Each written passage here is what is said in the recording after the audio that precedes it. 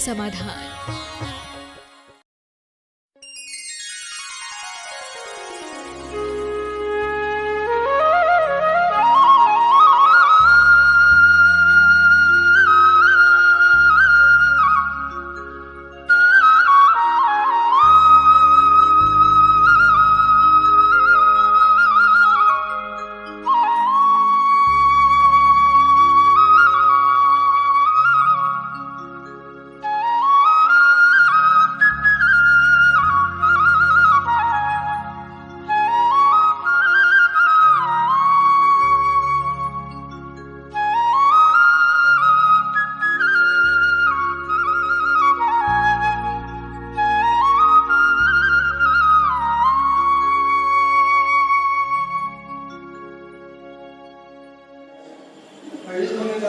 नायकों को असुर कुमार देव जो भिड़ाते रहते हैं, तो असुर कुमार देव तो फिर सदा ही इसी असुर कुमार देव जो नायकों को भिड़ाते रहते हैं, आपस में लड़ाते हैं, तो असुर कुमार देव तो फिर वैसे ही उसी में रहते हैं।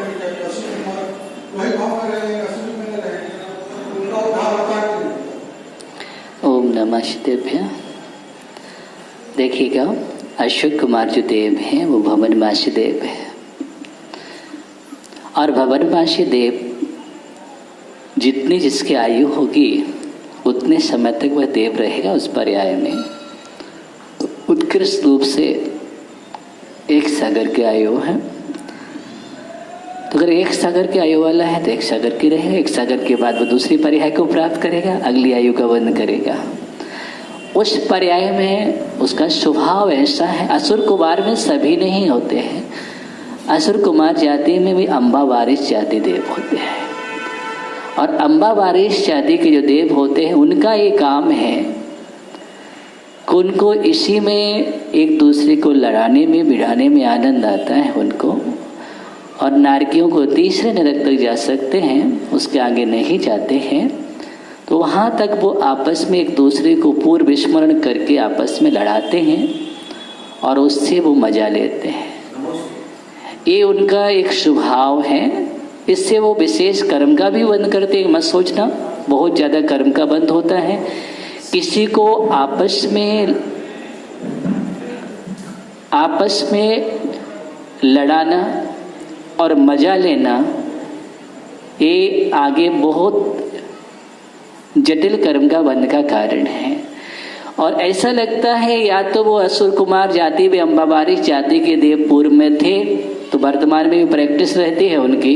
कई लोग ऐसे होते हैं नारद का काम करते, इधर से इधर बढ़ाओ उधर से उधर बढ़ाओ, दो लड़े आपस में और हम मजा लें। तो ऐसा कार्य नहीं करना चाहिए। अगर ऐसा कार्य आप कर रहे हैं तो ऐसा जीव ही उस पर्याय का बंध कर देता है। किसका? ऐसा जीव फिर वो अम्बा वारिस जाति का देव होता है। और देखिए, भवनवासी देवों में उत्पन्न होना कोई श्रेष्ठ नहीं है। एक बात और आपको बतला दूं, ये भवनात्रिक देवों में उत्पन्न होना अच्छी बात नहीं है, श्रेष्ठ देव नहीं कहलाते। क्योंकि भवनात्रिक देव में जो जाएगा तो वहां पर कोई सम्यक के साथ उत्पन्न नहीं होता। हाँ, सम्यक वहां प्राप्त कर सकता है। इसलिए ये भावना मत करो, ऐसे कार्य मत करो। ये बहुत अच्छा है, हम श्रेष्ठ बने, एक दूसरे को उठाने की बात रखें और अच्छा कार्य करें। उनकी पर्याय जितनी उतनी पर्याय में रहेंगे और विशेष कर्म का बंद करते हैं। इसलिए वो आगे जाकर के जब अच्छी पर्याय प्राप्त करेंगे, अच्छा कार्य करेंगे, तो उनका भाव सुधरेगा और आगे वो कल्याण भी कर सकते हैं। ओम नमः शिवाय। हम सबको ये बताइए कि भगवान महादेव के बाद जिनवानी की रचना कब और कैसे प्रारंभ हुई, और आज उसमें क्या क्या उपलब्ध, और उसका कैसे हम लोगों को पठन पाठन करना चाहिए और कैसे काम लेना। ओम नमः शिवाय। भगवान महावीर स्वामी की देशना को गणधर परमेष्ठियों ने गुंथित किया, द्वादशांग की रचना की गौतम स्वामी। उसके बाद निरंतर शुद्ध केवली के माध्यम से अंतिम शुद्ध केवली भद्रबाबू स्वामी द्वादशांग के ज्ञाता थे। वहाँ से 10 अंक के धारी, 8 क्रम क्रम से घटता हुआ अंगांश के ज्ञाता धरसेन स्वामी। धरसेन स्वामी हुए हैं, वो अंगांश के ज्ञाता थे सिद्धांत के, और उनका द्वादशांक का जो ज्ञान था उस समय धीरे धीरे क्षीण होने लगा, क्षीण होता ही चला गया। 683 वर्ष तक निरंतर और वह क्षीणता को प्राप्त धीरे धीरे हुआ है। तो वहाँ से धरसेन स्वामी को जब चिंता होती है कि अगर मेरा समाधि हो गया तो ये अंग का ज्ञान, अंगांश का जो है वो समाप्त हो जाएगा, आगे कैसे पहुँचेगा। तो उनके लिए जब चिंता होती है, उन्होंने अर्हत बलि आचार्य को एक समाचार दिया। अर्हत बलि आचार्य उस समय प्रमुख आचार्य थे जब वो यति सम्मेलन किया करते थे 5 वर्ष में, जिसको हम युग प्रतिक्रमण भी कहते हैं, जो हमारे आचार्य भगवान गुरुदेव वीराक्षरी महामुनिराज ने 2012 से प्रारंभ किया है। जयपुर की धरा पर 2012 में एक बहुत बड़ा यति सम्मेलन और युग प्रतिक्रमण जो पूर्व में अर्हत बलि आचार्य किया करते थे, बीच में बहुत अंतराल हुआ, गुरुदेव के मन में आया, फिर से प्रारंभ किया उसके लिए और प्रयास किया। 2012 बहुत ऐतिहासिक आयोजन हुआ था जयपुर में, और उसके लिए आचार्य श्री गुरुदेव का सानिध्य रहा और गणनी अर्कबिंद श्री माता जी में उसमें उनका निर्देश प्रयास था उनका, और उनका प्रयास गुरुदेव के साथ बहुत अच्छा अभूतपूर्व प्रभावना के साथ हुआ था। उसके बाद 2017 में हुआ, झांसी करुआ जी यूपी में हो चुका है, अब आगे 22 में होगा। और 2017 में जो हुआ वह भी बहुत अच्छा ऐतिहासिक हुआ। इससे पूर्व हमें क्या चलता था वो सारी चीज़ मिलती है। झांसी में जो हुआ था आचार्य विशुद्ध साहब जी महाराज की उसमें मार्गदर्शन रहा, और अर्क विविक्त श्री माता जी का रहा मुख्य रूप से।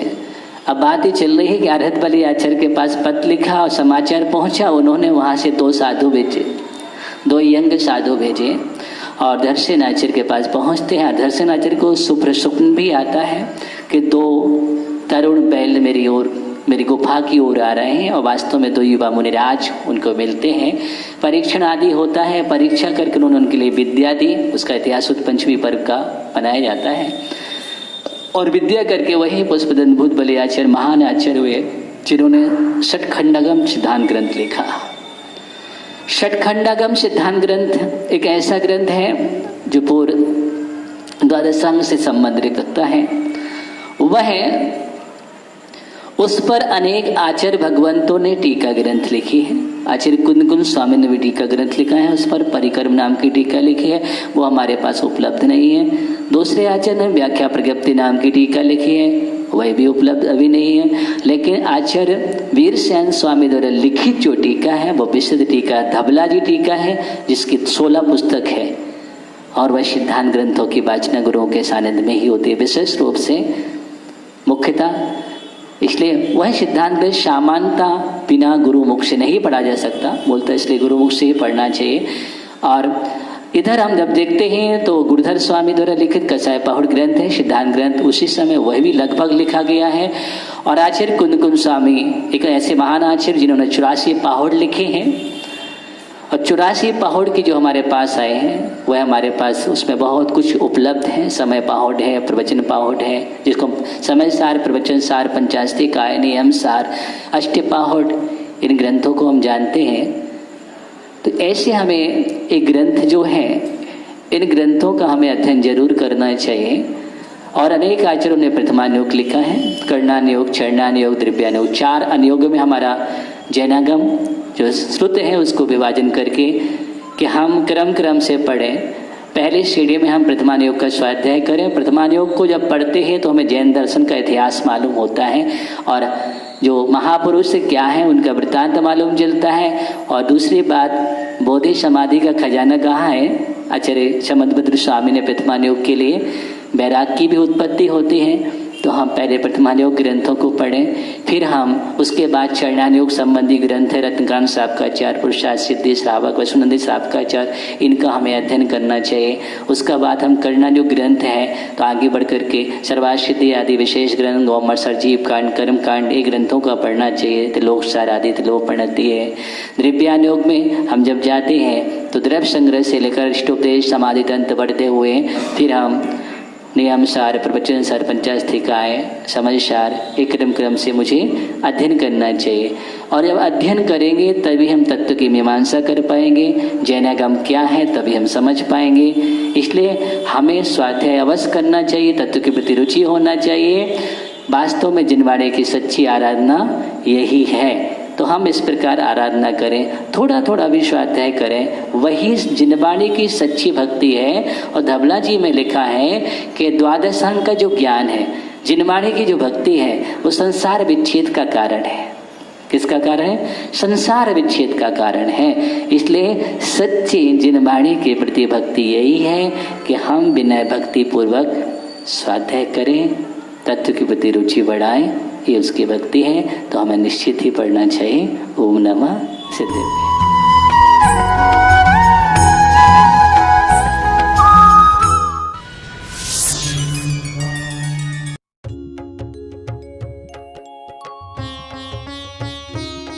शंका समाधान।